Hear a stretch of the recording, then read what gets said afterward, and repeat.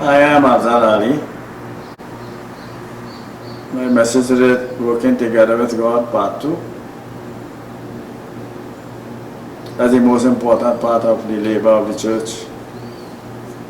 The gospel of the Lord Jesus Christ, the most important message the church has for the world. So that's the only message to save mankind, to bring them back to be reconciled to God through His Son Jesus Christ our Lord. Then 1 Corinthians 14:12, the main gift of the church, edify the church. That means to equip the church to do that work of the ministry. Again, reminding you like the Apostle Paul, that he delivered what he received of the Lord. And that message of how that Christ died for our sins, was buried, rose again, ascended on high, and coming again to receive all those who receive Him as Savior and Lord. And that's the glorious hope of the church. But for them to get saved, the church must do its work and labor with God with that message, the most important message for the salvation of the lost, the gospel of the Lord Jesus Christ. That's what Jesus would tell His disciples after they have saw all His glory and the Mount of Transfiguration. He told them, tell no man until He's risen from the dead. So the most important message was the crucifixion, burial, resurrection, and ascension, and coming again. Any other message might help them in other areas of their life but cannot save their souls from eternal hell and the lake of fire with the devil. So our main gift is to edify the church, and what the church is edified and equipped, then we have to go and do the work of the ministry, working with God. But the most important message I remind you is the gospel of the Lord Jesus Christ, the only power to save us all, only to those who believe. But they could only believe when they hear, and they could only disbelieve when they also hear. So the choice will be up to them. Right now we came as sinners from Adam and Eve. We had no choice to come into the world as a sinner. But now we have the choice to determine where we end up in eternity. We have that choice, either receive or reject Jesus Christ after hearing the gospel that is preached to us. So the only thing that could hinder that is a selfish person. I go to 2 Timothy chapter 3, and reading from verse 1.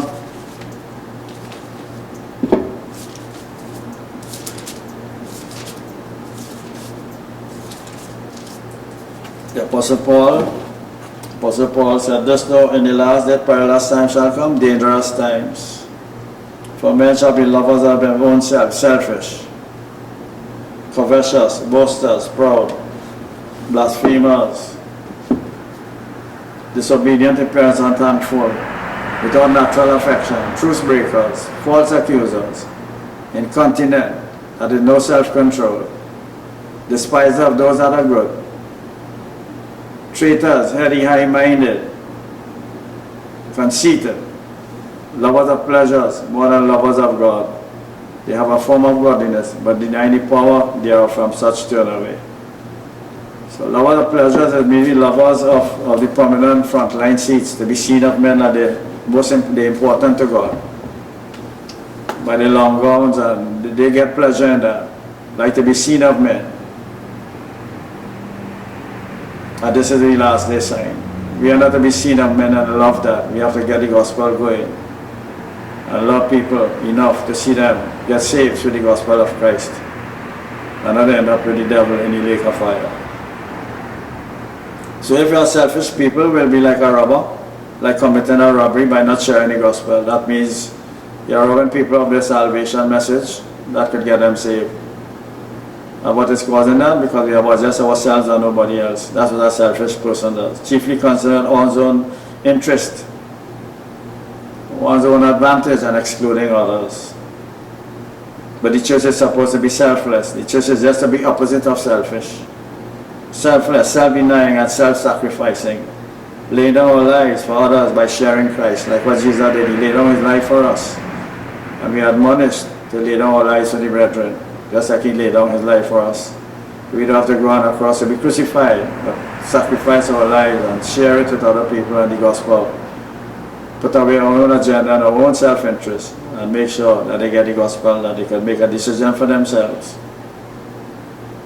And Jesus in Matthew 16 and verse 24 said, if any man come after Him, let him deny himself and follow Him. To deny self. To deny self is to give your life over to the one who purchased us. That's the Lord Jesus Christ. So if He bought us over with the price of His blood, then we are not our own. We have to disown ourselves and give our lives over to please the rightful owner, the Lord Jesus Christ, who purchased our salvation by the blood of his cross. You find in 1 Corinthians 6:20, 7:23. So, denying self, disown self, and give your life over to please the one who bought us with the precious price of his blood. Because he paid the penalty we faced. 2 Corinthians 5 and verse 15, Jesus died for all, that we should not live unto ourselves, but unto Jesus who died for us and rose again. When he died for all, he died for the whole world, but it's not universal salvation. It's only who hear the message of the gospel, believe and receive Christ as Savior, only they that are saved. But he died for the whole world. But only the believer in Christ will be saved. So we should not live unto ourselves, but unto Jesus who died for us and rose again.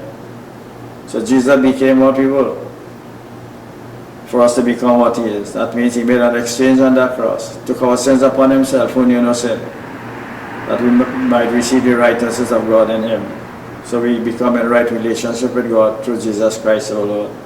So as a church, let us not be self-centered and self-seeking. Let us not be ungenerous by excluding others from hearing the gospel of our salvation, but working together with God to make that happen. Apostle Paul said we have to run the race to receive the prize. That running a race is like a relay, by passing on the gospel of Christ. That means we be on duty of salvation. For that gospel passed on to somebody, sacrificed their own life to share the gospel with us, and that's how we got saved today, and we must do likewise. It's like a battle, like a relay race, where each man running in that race had to pass the baton on until they reach the finish line. And that's what we have to do with this gospel. So while we are alive, we share it and we pass it on so the other person hear it, and they're still alive, they will share it until the Lord come and take his church to be with him. So we have to bear witness to the truth with the word of God as the evidence settled forever that we are the vessels, we are the channels of it, we are the treasures that he has put this gospel in as earthen vessels. 2 Timothy chapter 4 and verse 1, and the charge to Timothy before God is to preach the word. Be instant in season, not be always at hand to do that. Be always on duty to do that. Out of season, exhort with doctrine. In other words, not to compromise the word, but exhort with the true word of God, the pure word of God, not a compromised word, and not to the hearers with itching ears, but use the pure doctrine. Not to be hearers with itching ears, want to hear what they want to hear, and not want to hear what God says. And we could compromise that. If we seek in pleasure in our own self to please men rather than please God, we have to live our lives to please God, the one who purchased us our salvation. So we run the race to receive the prize. We are like an umpire, like a referee in any football match or cricket match. You know that they decide outcomes of incidents that happen in the field. We decide our lives when we compare it with God's word. No, we are our own umpire and referee in that. We decide. We know where we are in line with God's word. We know where we are not in line with God's word. Now we have to make the adjustment and bring it in line with God's word. So we are like an umpire to run to receive that prize. That's the prize. To judge ourselves in line with God's word and make the necessary adjustments when needed. To arbitrate, like people are arbitrating any matter. They set the judgment and the decision of any matter that for their arbitrator. We are our own arbitrator. When we hear God's word, we read God's word, then we decide for ourselves where we are. So we have to arbitrate, like an industrial court. They decide the outcome of a case or any matter is before them. We have that privilege to do today. Now that's what prize means. Bring our lives in accordance with God's word and share. 2 Timothy chapter 4 verses 7 to 8. He said it told Timothy to set his love for Christ appearing. And I ask you, have you set your life for the prayer of our Lord Jesus Christ and make it with him when he comes at the rapture? Have you been faithful in your lap in the race by passing on the gospel of Christ, the gospel of salvation?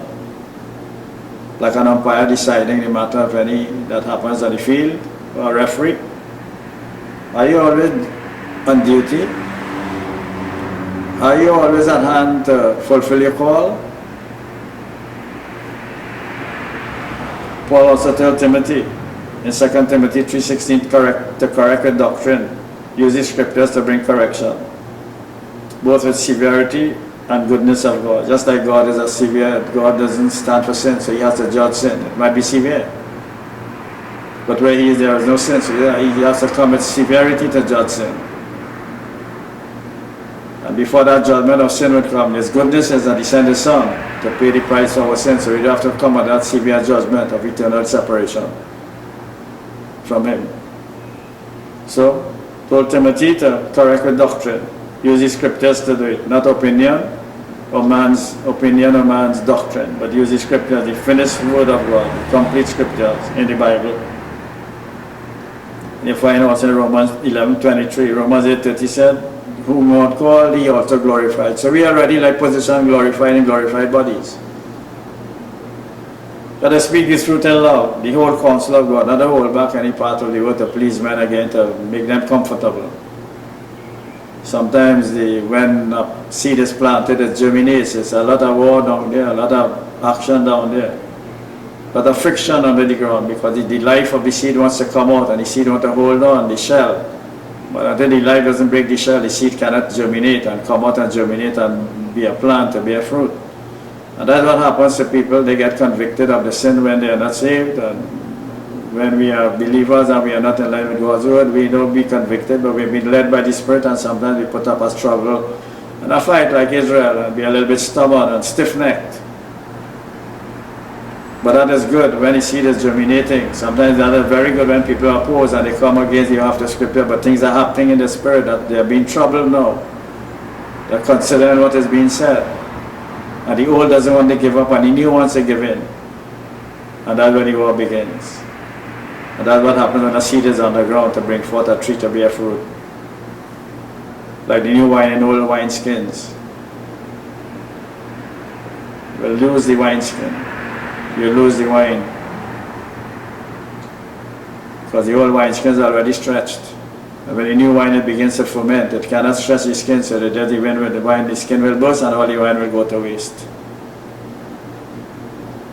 So now when the church would come in, so again we don't ignore what is ahead. God gives Satan a free will to challenge him at Armageddon. Challenge him, he wants to rule, and then the Lord will deal with Satan in that manner. So this gospel we preach until it reaches its climax that we shared before. Rapture, Armageddon,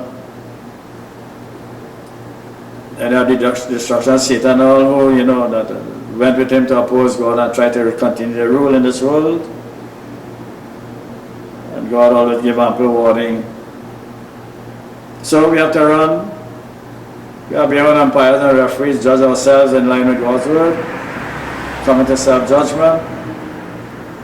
And if we love the appearing of Christ coming and we love his appearing, then we have to get people ready, because we see the end without Christ in this world. So remember again, Jesus said the most important message is the gospel. Reminding you when he told the disciples, don't go and say what you saw in this Mount of Transfiguration, but when he's risen from the dead, then your message starts. And he had Moses and Elijah at them. Moses represented the law. They were very faithful in representing the law in the first 5 books of the Bible, and Elijah and the prophets were very faithful in completing the Old Testament. They finished their ministry. And their ministry was to represent the law and the prophets. Now he said the church is to represent him with the gospel of his death, burial, resurrection, ascension, and coming again. So the church now has to take over that message.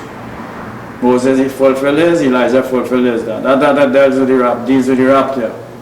Moses was dead and buried, and he was at Mount, not sleeping. Elijah was raptured, caught up in a whirlwind. And that's the rapture right there. Prefigure the rapture with Moses and Elijah. So the church's most important message is getting the gospel to the lost. But a man died without Christ. His eternal separation from God in torment forever with the devil, who never created him and had nothing to do with his coming into this world. But seeking his own rule and authority, want to rule mankind, push God out. And that is happening in the world today. So, you have to set your love for Christ and appearing, and as Jesus laid down his life for the brethren, you have to lay down our lives also for the brethren.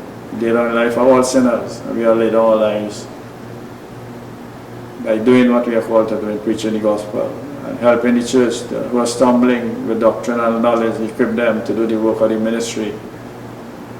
So they will not be ignorant of God's word. They'll have the tools to do the work. They're well equipped with the gifts. The speaking gift is one of the main gifts. And then the hearing gift. And then you have the brain and you have your heart, spiritual heart. And you have that tongue to form the words that you want to come out of your mouth to bless people and not to curse them. So that's why we are today. This is part 2, working together with God. You find that in 1 Corinthians 3 and verse 9. So if you're listening to me this morning, you're at the church, you have to answer those questions. Have you set your love for Christ appearing? Have you been faithful in your call, in your lap in the race? By passing on the gospel as a baton in a relay race. Because somebody did it for us, that's how we got saved. We cannot be selfish, but be selfless in getting that message out to them. And hand them over that message so they could continue with it while they have it and it's not lost. As the only message will not be lost.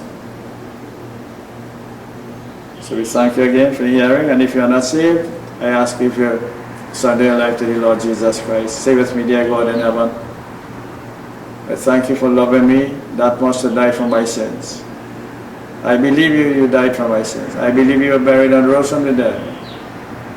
You ascended to be at the right hand of God the Father and coming again to receive all who receive you as Savior and Lord. Today, Lord Jesus, I receive you as my Savior and my Lord. I look forward to coming again because I love your appearing and I look forward to coming again to take me to be with you forever in glory. Amen. God bless.